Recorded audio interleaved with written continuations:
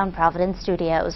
Now to Vote 2010. Snowfall early this morning did not keep voters in Massachusetts away from the polls. Supporters for both candidates out voting, holding up signs on the sides of roads. A high turnout is expected at today's special election. Republican Scott Brown and Democrat Martha Coakley are neck and neck. Coakley was in Fall River this morning, hoping to get those last-minute votes that could make all the difference. ABC 6 reporter Andrew Gobeil joins us live now from Fall River with the latest. Andrew.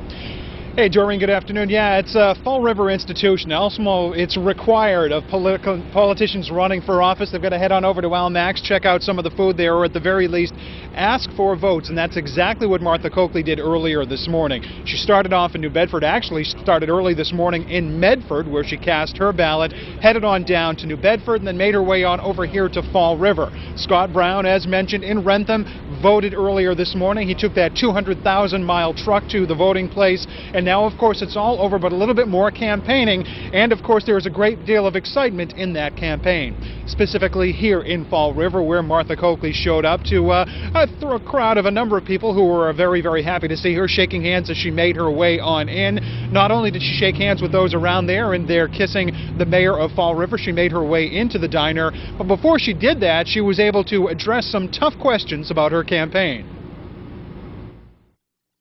How is a little-known Republican able to run against an entrenched, machine like this? I mean, was it your campaign? Do you think you might have run an inept campaign? Well, everybody's able to run. We welcome that. We welcome the focus on this race. That's what these races are always about. It's an open seat. Everybody agrees.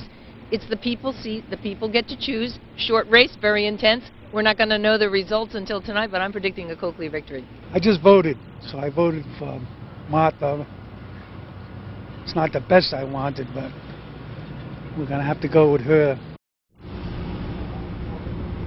That was one of the unenrolled voters, the non-affiliated voters, who expressed a bit of frustration with the candidates as well. He said, actually, to be literal, he said that he held his nose as he walked in and voted for Martha Coakley. Martha Coakley hoping a lot of those unenrolled or independents are actually going to swing her way. Scott Brown obviously thinking the same thing. Now, this is a race that has garnered attention not only here in southeastern Massachusetts and southeastern New England, but across the entire nation right now, as the victor here could hold the reins in the health care reform bill, which is now making its way through conference committee in the House and the Senate in Washington, D.C.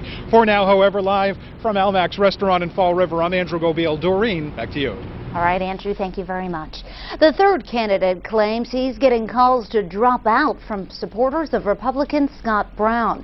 Joseph Kennedy says he's gotten thousands of emails telling him to back Brown. Brown supporters worry Kennedy will siphon critical support from Brown during today's election.